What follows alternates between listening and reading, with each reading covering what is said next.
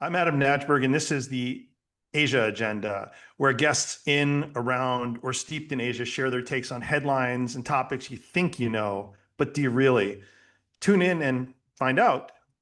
Today's guest is a journalist, one I know more than just a bit. We were colleagues for a number of years, and he was my boss at the Wall Street Journal. Paul Beckett has had a storied career, mostly with the Wall Street Journal. He spent 34 years there. He's a former assistant editor. He was the Washington bureau chief. Let me get all these titles here. Asia editor, bureau chief in New Delhi and London. In 23 and 24, that was 2023, and in 2024, Paul led the journal's campaign to secure the release of reporter Evan Gershkovich, focusing on press freedom. And he's a super editor, a guy who always pushed his reporters to do their best. I know because I was on the receiving end of that. But he also pulled for their work to make it onto page one or to get prominent placement on the website. And he picked up all the digital trappings of journalism along the way. He's a very modern guy. He converted himself into a video and social media guy, and now a podcast guy too, apparently. And trust me when I tell you, he's eclectic. He's a very good painter who recently had an exhibit in the US. And he's the guy you want guiding you through Old Delhi. Paul is around 6'4" or 6'5", and he's a shining beacon and a direction finder, both personally and when he walks on the streets of India. Paul Beckett, it's been a minute. Thanks for being here. Thanks. I'm still trying to reconcile myself with the person that you just described, but it's a pleasure to be here anyway, and good for you and Cam for doing this. I'm really pleased. I know you're on the other side of the world from me. I'm over in Asia, and you're over in the States. I covered some of your bio, but can you talk a bit more about yourself? I know that you generally don't like to, but a lot of people don't know you the way that I do, and I just would like you to kind of share your background. Sure. So I grew up in Scotland. My father Scottish. My mother is American. She's from West Virginia. So I grew up in Scotland, and I was going to be a lawyer. I studied law, studied Scottish law. The only problem about studying Scottish law is you can only practice in Scotland, and you have to be a lawyer. So after a while, I decided that journalism was the way forward for me. It was much more fun. It was much more exciting. And my first job, I bet you didn't know this, my first job was as an intern at AAA Michigan magazine in Dearborn, Michigan, where I wasn't given the prestige assignment of writing for AAA magazine. I was given the job of writing a newsletter for tow truck drivers. And did you have like great advice for them, or no, what were you telling them? I didn't own a car. I didn't know anything about driving, about vehicles, anything at all. But that's the beauty of journalism. You don't have to know anything. You just have to ask the question. So yeah, I ended up writing newsletters for tow truck drivers for a few months. Wow. I mean, everybody's got sort of an origin story, and that's pretty interesting. I hope none of those guys had anything bad happen to them because of, you were in the learning curve. Yeah. Would have been involved more lawyers than I would have liked to be around. But yes, no, it was a wonderful experience. I had a great time.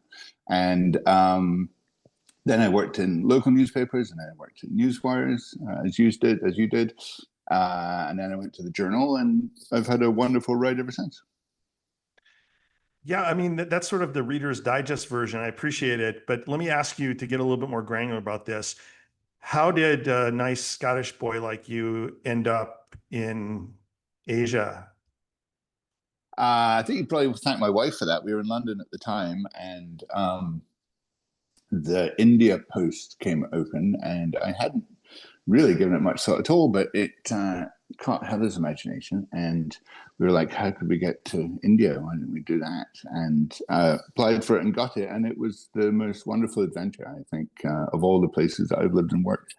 India was the most otherworldly, really. I keep thinking, Elon Musk wants to go to Mars, so everybody should just spend more time in India. It's just so different from the rest of the world. It's its own complete universe. It doesn't need anybody for anything. It was just enchanting. What memorable stories did you cover when you were there? Anything stand out? Well, yeah, the probably the one that sticks at the front of my imagination was, and it was fairly late on in my time there, but and it was awful. I mean, it was just horrendous. It was the flip side of the great Big Bang that is India sort of every day. It was the rape of a young woman on a Delhi bus, a very brutal rape of a young woman on a Delhi bus who was coming home from the cinema with her boyfriend, and she was attacked by other young men on the bus that they were riding. And it became a flashpoint for all kinds of self-examination of Indian society. And on the one hand, India is this wonderful, really largely peaceful, not especially well governed country that you're like, wow, everybody here coexists every day when they don't have to, really. And that was the sort of a collective effort that goes into that was really quite inspiring. And then, as is with human nature, there was a very brutal and unpleasant and lawless side to it, and that really exposed it, where women stood in society, how they were regarded. So we put a lot of effort into that story. It did seem like a moment, and it was a fascinating story, but it's one that sort of encapsulated just a huge amount of what we were seeing around us, both the good and the bad. Uh, we used to refer to you behind your back, of course, as Mr. India. We thought, I'd have taken it. I'd have taken it. Don't worry, you could have said it in my face. but we figured we'd carry you out of there with your boots on. Like, we'll never get this guy Right. out of India. What kept you there for a long period of time?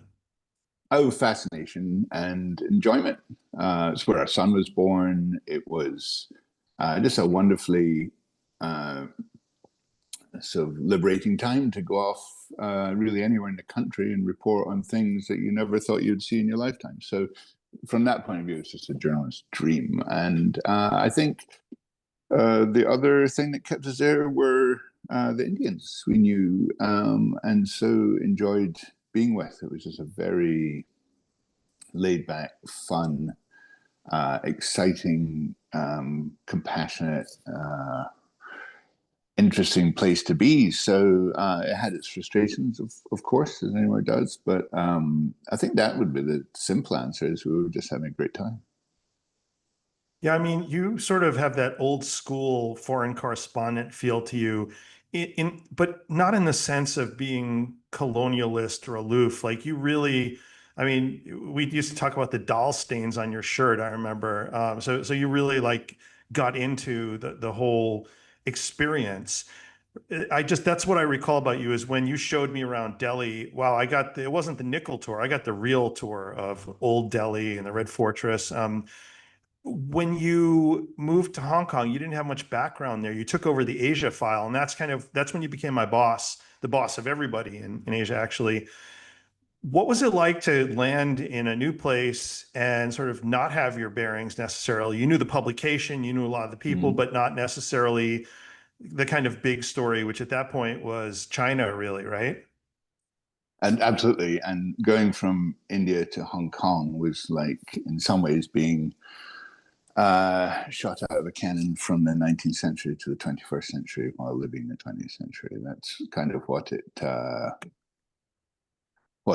felt like. And Hong Kong, particularly, I know a lot of China will feel like this now, and it meant much of it did then.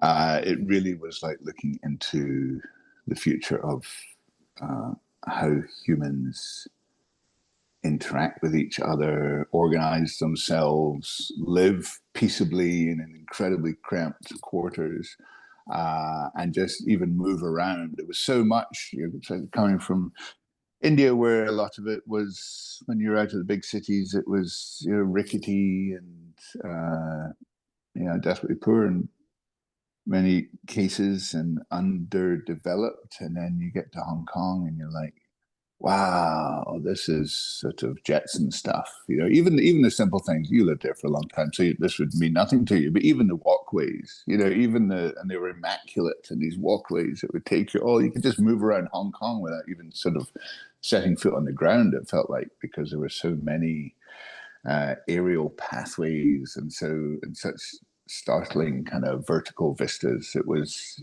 yeah, that was a whole other trip, really. Wow, your vocabulary about it is a lot more flowery than mine was. I keep thinking about it's like, 35 degrees, like 95 degrees Fahrenheit, 85% humidity, and you have to do a half marathon just to find a place to cross the street. Well, You see, I know, didn't do the half marathon, so that's probably where I went wrong. but I was just walking. You have to like, go up or down some of the main streets. And I mean, Hong Kong is as close to being my home as any place in the world. Yeah. That's my kids talk about being born there. But, you took over the Asia file at a really important time. And, you kind of owned that China story.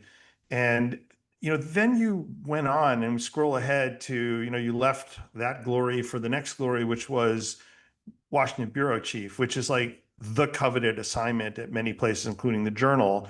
You landed that. Was it all sort of, you know, smoky back rooms, or was it glamorous dinners, or were you in the White House a lot? Like, what was it like to be there? I'd say the biggest difference, well, obviously massive differences. One of the differences was where the focus of your journalism is pointed, right? I mean, I think one of the things that I will be immodest enough to say that you and I did very well was cover Asia for people who have a really keen interest in Asia. And it's always one of those push and pulls, right? If you have take the Wall Street Journal, is that a global publication or is that a US publication? Okay? When it was print, it was obviously a US publication, and that's really the only place you got seen, except, when you flew overseas, you might pick it up on the plane.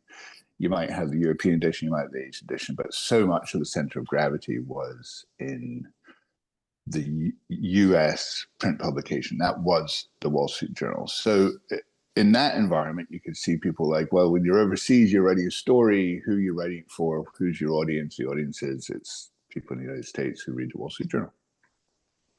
When you have digital journalism of a sort of infinite space, but also an infinite reach, except obviously with some restrictions like in China, then who's your audience? So why can't you, obviously English speaking, but then we had all our local language services. So you could actually bring Wall Street Journal quality journalism to a national audience in Asia, either Japanese and Chinese and Korean and Bahasa.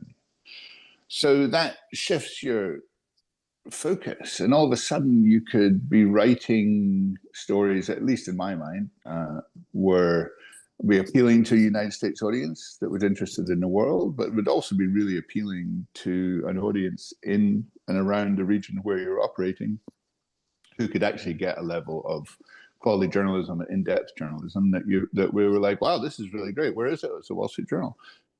So that was a shift that digital allowed us to make. And as you know, a lot of the efforts, a lot of the big stories that we did in Asia were primarily, they're very Asian stories. They weren't, what's the US company doing in Asia? It was what's happening in Asia that people in Asia would be interested in finding out about, and the rest of the world. And that was very liberating. Logistically, it was very liberating to be 12 hours away from the people who were you were reporting to, because most of your day happened in the middle of the night.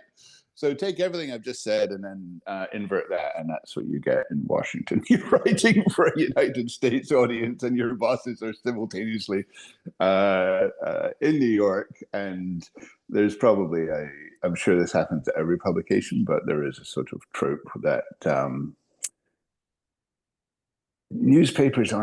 US newspapers are not full of people who think that they are the finance editor, who think that they're the business editor, who would really love to be the technology editor, even though they're not.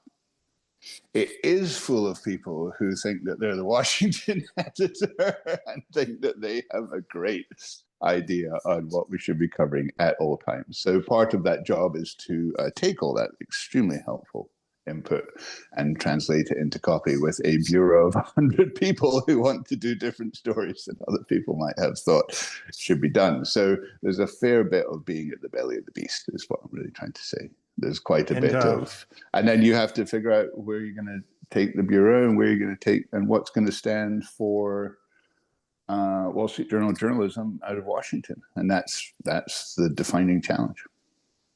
did you also pick up like a minor in diplomacy? I know like when you're 12 hours away, it's easy to kind of say what you really think, but when you're over there in the belly of the beast, and that's the story that everyone's looking at on many days in and for the Wall Street Journal, Yeah. is what's happening, what's coming out of DC. Mm-hmm. So how was that, when you have all these people blasting at you and you just, you're right, or your people are doing what you told them to do, and everyone's kind of following the agenda, but you have all these differing opinions. How do you handle it? Oh, you do what anybody else would do in that situation. You accommodate as many of them as you can. Some of them are very good ideas, you're delighted to do it, and the ones that don't fit or you think are way off base, you diplomatically find a way. Ideally, as any journalists know, if you're assigned a story you don't want to do, you find a better story to deliver, and that makes it all go away. Huh. The closest I ever came to being part of the White House press corps was standing as an AP reporter at the Alameda Air Base when Bill Clinton was flying in. And the only reason I was there with this 1990s mobile phone that got about 3 minutes of power and you had to carry like a backpack with the battery in it was, as soon as the plane landed, I had to call and say wheels down, and then my job was over, unless the plane, God forbid, and it never did, but then that one didn't, but crashed. Then suddenly I would become really important as a reporter. You were in DC, part of that press corps. Did you go into the White House? Did you get to see the inside of the White House? Yeah. We went a fair bit to the White House. We interviewed Trump quite a few times early on in the Oval Office. This was in his first term, obviously. Interviewed him in his office in Manhattan before the inauguration. So we had good access to Trump. It was interesting going in there. It was very, people always say, well, what was it like to meet him? It was like meeting the owner of a very high-end golf club. He was very solicitous. Right? I mean, very solicitous. Very, what do you need? What do you need? You want Diet Coke? You want Diet Coke? You want you bring him a Diet Coke. Get the guy Diet Coke. It was very much, it was sort of make sure everybody's comfortable. He'd say some nice. He always take issue with something that the journal had written that might have been on the opinion pages, and we'd have to go through explaining, well, we're on the news side, not the opinion side. And himself would be like, and pick up on something. But otherwise, we'd give you an awful lot of time. I think the biggest difference, in Asia, we had very good access to a lot of the leaders. We interviewed Prime Minister Abe in Japan several times. We interviewed Prime Minister Modi in India. We had just interviewed a lot of leaders around the region. Right. Sometimes you go in, as you know, sometimes you would go into those meetings and it's been set up for weeks and there's all these protocols that you observe and everybody's in their best behavior. And you'd sit down, and after 45 minutes, you'd be like, I really have no idea why they wanted to talk to us, because they haven't said anything. And, you get a bit desperate, right? And at the end of the interview, you'd be like,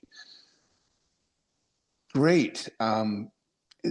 Is there anything else? Is there anything else that you would like to, in case you've been prepped with like the one message that for some reason they hadn't got to after 45 minutes, you'd throw it open to them and they'd say something, you'd be like, back of your mind, you're like, okay, somehow I've got to get some copy out of this. And because it's a super important person, the expectations will be high, and you cannot come out of a meeting like that and be like, yeah, didn't really say much, right? So that was the piece that you'd have to be like, you go back to your desk and you'd be working with the reporters and you'd be like, okay, what's the thing that we could alight on here? And you were kind of trying to spin up scraps. With Trump, you go in and in the first 10 minutes, you would have like 5 headlines that you were like, oh my goodness, as soon as I get out of here, which one is going to be first? You know, and how could you write a lead that was so convoluted you actually managed to encapsulate all the 5 things you'd said in the first 10 minutes that were newsworthy? The only issue with it was the next day you might have another interview and say completely the contrary. So it was only good for as long as it lasted.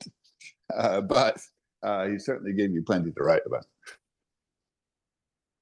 Can you settle something? Is he you're around 6'4", I think, and is he really 6'2"? When you were standing next to him, was he I mean, pretty close to eye level? I don't I don't engage in No tape measure. who's taller uh, uh, analysis, but yeah, I know he's a big guy. Yeah. Yeah. Well, just bringing up what you did, going back to it for a second, you know, in that Trump White House, the first Trump administration, um, what was the China policy at that time? I remember Matt Pottinger was involved and Yeah. Navarro was involved. So Yeah. would you say that they were pretty hawkish towards China? Uh, yeah, I think certainly elements. There were officials in his administration that were very hawkish towards China. Our former colleague Matt Pottinger being one of them.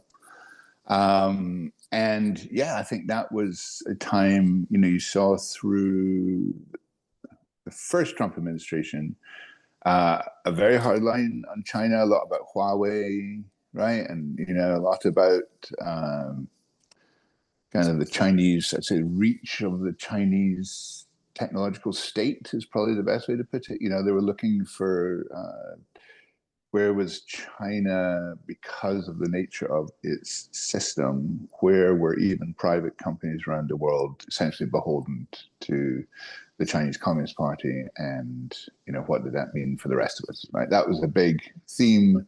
China getting ahead of us in 5G was a huge thing. I mean, you know, there was that technological competition,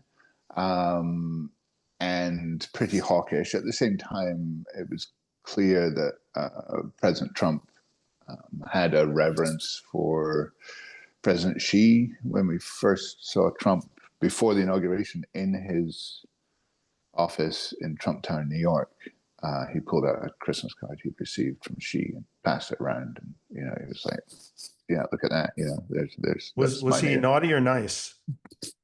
I don't even have to ask Xi. So there was all, you know, that was the dynamic then. And then in the Biden administration, it was a lot more about boosting US capabilities, right? And about putting the walls up a bit, and about restricting chips access, and about investing in chips manufacturing in the United States. And that was a clearer, a bit of a shift there. And you also saw House Republicans get very vocal about what they perceived as a China threat. So you had Mike Gallagher of Wisconsin there, he ran his China subcommittee, and he was a serious guy and produced a lot of interesting work. So, you know, what you saw was in that period was I would say, erosion of US-China links and trust and confidence. And that's probably, if you go up a few thousand feet, is what comes across the most, is just how few friends China has in Washington now. And that has carried on. Yeah, I was going to ask you about that. So, you know, the first 2 administrations that you mentioned, the Trump one and then Biden, you know, and you were on the inside there, and now you're kind of like us, you're following it, reading it. What's different right now this time, both from the first Trump administration and also from the Biden administration as regards China specifically? I think the biggest difference is the extraordinary predominance, really to the apparent exclusion of almost everything else, of trade negotiations. Right, that has just become so. Christopher Wray, former FBI director, testified multiple times to Congress that there were more than 2,000 Chinese counterintelligence investigations underway at the FBI. Right? Okay, what do you hear about that now?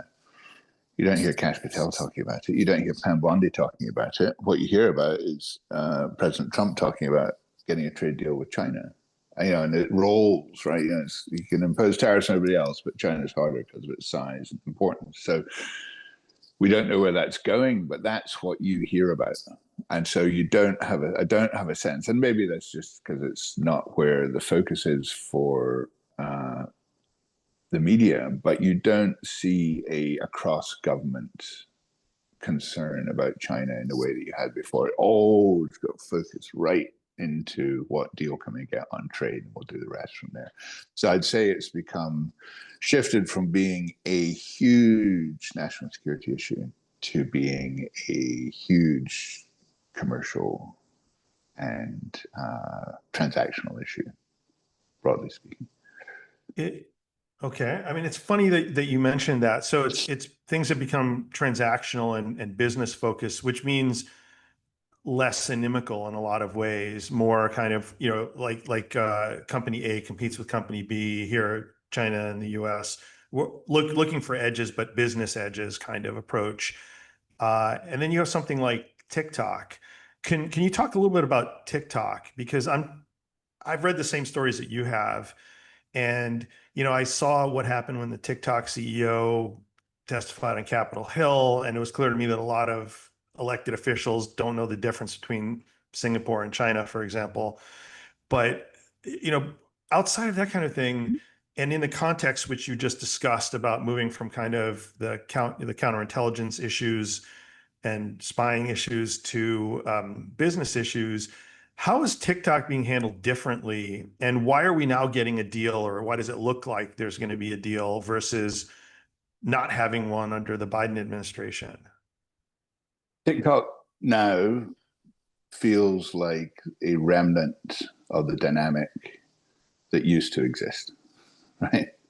And they're just kind of like, okay, rather than, what can we do that means it isn't banned? Because so many Americans love it. Right? And it is such a part of culture, and therefore it's part of political culture, and therefore it's part of campaigns, and therefore it is part of a very good means of access for both communication and support. Right? So that's, it is very much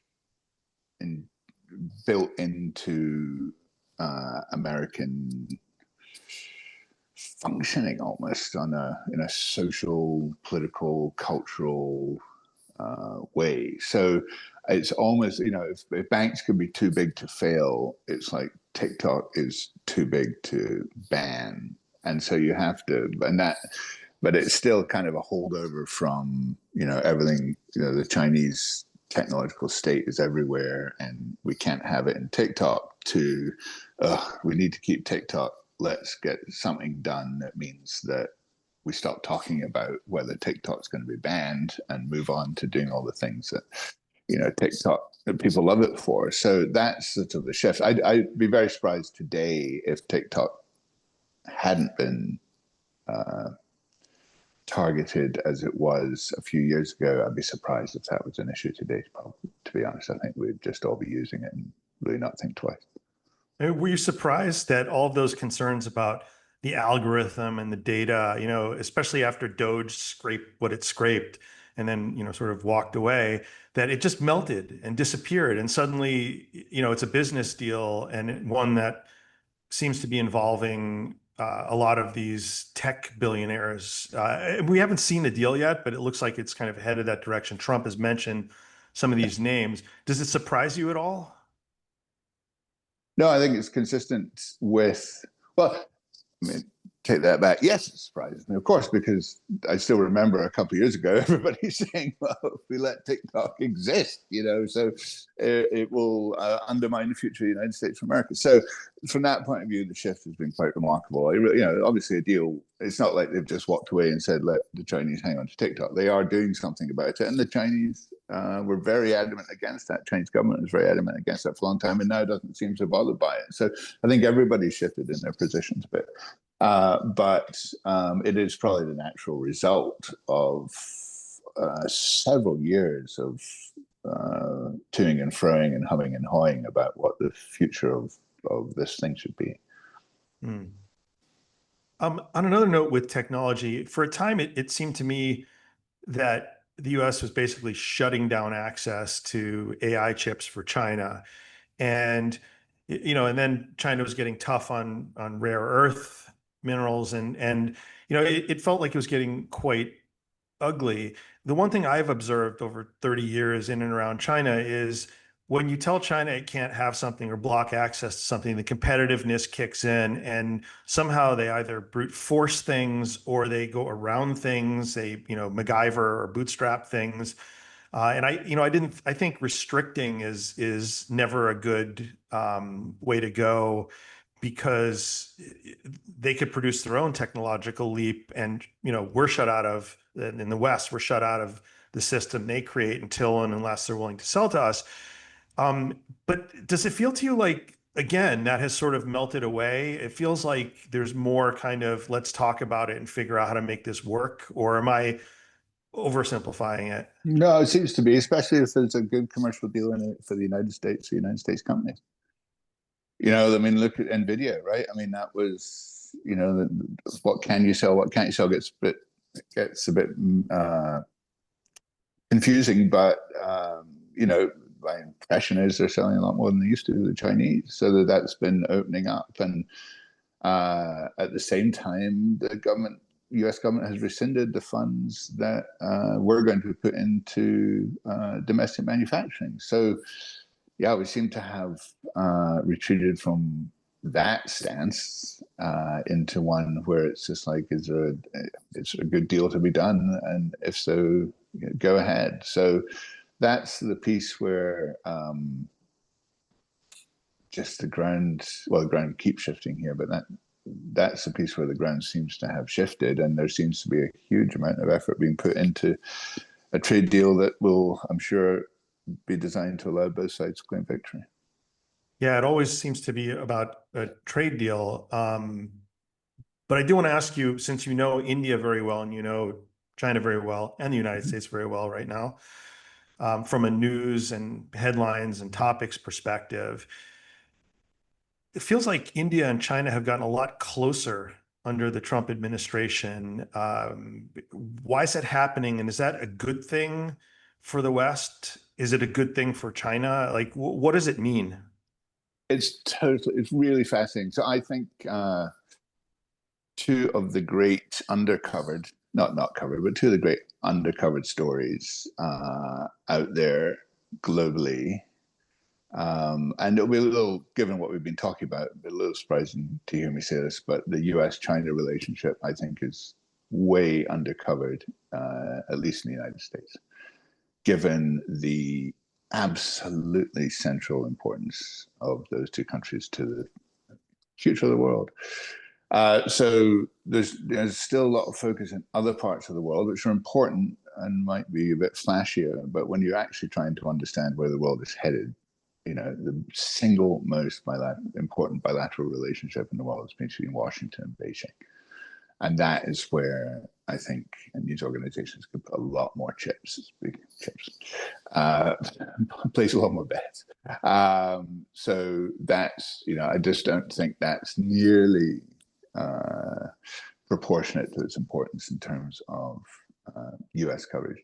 And then the second is the role of India in the world, which has been astonishing in the last 10 years, probably, since Modi. Was that 2013 or so, 2014? So you basically had a decade of Modi in India. And during that time, you've seen a great resurgence in Hindu nationalism, in many ways, an Indian self-pride. And that has been translated into India playing this much more important role in world affairs, and in ways that people just didn't expect India to do it. So again, another very undercovered story is India's extraterritorial reach, which was, I'd say, practically non-existent. I'm sure there was more than we knew when we were there. But now there's, there are state-sanctioned assassinations happening in Canada, plots in the United States. I mean, that the very much more aggressive India when it comes to exerting its authority around the world. And that has not been as challenged as you thought it might be by the West because of India's vital position as a counter to China. So, in one way to look at it is India has got away with a lot, or has taken on a lot in the past many years, and has been given pretty free rein to do so because it is so central to this whole idea of a Indo-Pacific strategy for the United States and the West. And where does the Indo come from? I mean, that's the piece that is, it's the swing player here, right? And as when it obviously when it came to Russia and oil sales, a whole exemption was carved out just for India. What other country got that? What other country got that? Oh, don't worry, you're all right. Right? When everybody else was, wait, what? We can't buy Russian oil. India could, right? So that's where it plays this fence sitting between China, the United States, Russia. It's an extraordinary player in that. More recently, really in a matter of months, you've seen another rift now between the United States and India, and this one's more public. This has not been underplayed quite so much in the tariffs and in H-1B visa fees, and in all these ways in which the two economies were intertwined. Has really started to ramp up the friction. I think President Trump claiming consistently that he negotiated the India-Pakistan ceasefire in their recent conflagration has driven the Indians a bit nuts. Right? So you see a lot of tension there in ways that you wouldn't have seen a few years ago. So I don't know where that's going. We're in a very febrile moment right now. And on the line really is probably 20 or 25 years of America trying to bring India firmly into its universe of allies, Western-oriented universe of allies. And it made a huge amount of progress there, some arguably at the expense of Pakistan, which the US used to back so much more heavily. And now that's a little bit in jeopardy. And that's why you see Modi going to Beijing for the big parade, right? That's why you see Modi and Putin and Xi together. And that to me was Modi saying, we have options. There are other people out here who like us. We're not taking sides in the same way. And everybody sort of thought they were on the US side. And I think that for the first time in 25 years being called into question. But is he dangling a little bit out there like, hey, I need some love, not so much criticism in this relationship? It's weird to me how Trump has poked so much at India, as you mentioned, in the last few months, but he's gotten softer on China in a lot of ways and is treating it more as a respected business partner. What are we seeing the potential emergence of an India-China bloc, or is this just Modi saying, give me a hug and be nicer to me in India? I think it is the latter. I don't think you have an India-China bloc when your troops massacre each other with nails and clubs, and like they did up in Ladakh a few years back. I don't think I'd be surprised if you saw anything more than a marriage of convenience or a sort of engagement of convenience between India and China, because ultimately India is more Western focused than it is China focused, right? And there are a huge number of links between India and the United States. And to some degree, Trump and Modi have brought the same dynamic to their respective countries. They're very, very, very different people, obviously. Yeah. But the dynamic's been the same. They both have had the extraordinary ability to convince a majority of people that they're being victimized by minority people. And they both have done that to extraordinary political effect over the last 10 years. So there's so many similarities between India and the United States. I don't see India saying no more United States, we're all in on China at all, especially with disputed border and everything else. But I do see India being in a slightly risky position, but being in a position anyway of saying you can't take us for granted, and there are other places that we can go and stand side by side with if it isn't you. Got it. I'm mindful of your time, Paul, and I saved the weightiest subject for the end of this podcast. Let's talk about Labubu. How about that? Yeah. So if you're looking to wrap it up, that's a pretty good way to do it. Because it was funny. I was like, I said, Labubu, and I'm like, Labubu. So I'm not. This may surprise you, but I'm not actually the target profile customer for that. What? You don't have them hanging off your bag? Is. Well, it was funny. We were down at the beach last weekend. And down in Ocean City, Maryland, we took our son and some friends down to a music festival down there. And so you put this Labubu bubble in my head, and I was walking along the boardwalk there, and it said Labubu-like dolls. And I'm like, wow, it's not just, they've already got it's not quite I can't believe it's not Labubu. Yeah. Dolls. They have Lafufus. It spawned a whole. In Chinese they call it shanzhai, like a whole knockoff. But here's the question. So you sort of answered my question, which is they have taken off in the West as well.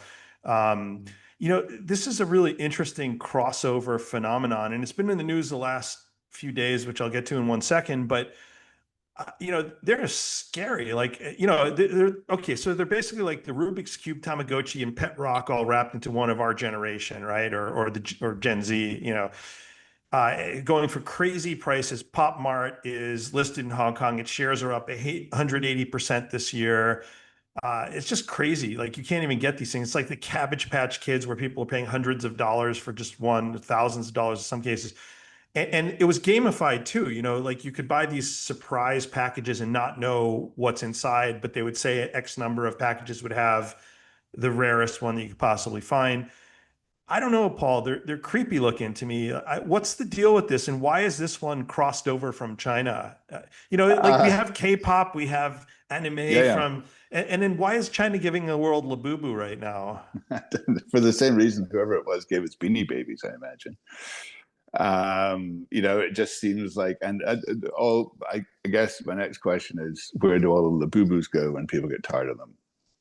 And presumably there's a giant universe out there of fidget spinners, Beanie Babies, Cabbage Patch dolls. So like zeitgeist, it's a fad kind of thing, right? Millions will be sold, and in 18 months we will say, oh God, yeah, whatever happened? Why does nobody have Labubus in their backpacks anymore? Well, but that's actually what I wanted to ask you about. All kidding aside, some kidding aside, because you have to kid about Labubu dolls. But in any case, I read a story a few days ago that the founder and the company, had lost $6 billion. This was like from end August, basically the last quarter, the value went down $6 billion. And it looks like the bloom has come off the rose kind of thing, but they're already having plans for version, 5.0 and all these they just came out with these new sizes. Is it over? Is this going to keep going? Or are we really now in the valley of the fidget spinners? I'm sure if you gave me time, I could think of someone, but otherwise, you call a friend? Just say I am the worst possible person to ask. I'm really asking about them because we have all these trade issues with tariffs. And and meanwhile, Labubus are just hot wherever you go in the world, including in the United States. Yeah, well, that's soft power, I guess, isn't it? Really? Cultural exports. I don't know. I don't think. I'd be very surprised if in 5 years they are 5 years of the same trajectory than they have been on, and therefore I think the only way has to be down. I'm sorry for all the Labubu fans out there, but I would not put our son's college savings into Labubus futures. You heard it here first from Paul Beckett. But I'm not a registered investment professional, and I'm not even the price of Labubus can go down as well as up. Yeah, I'm at least qualified person with that caveat.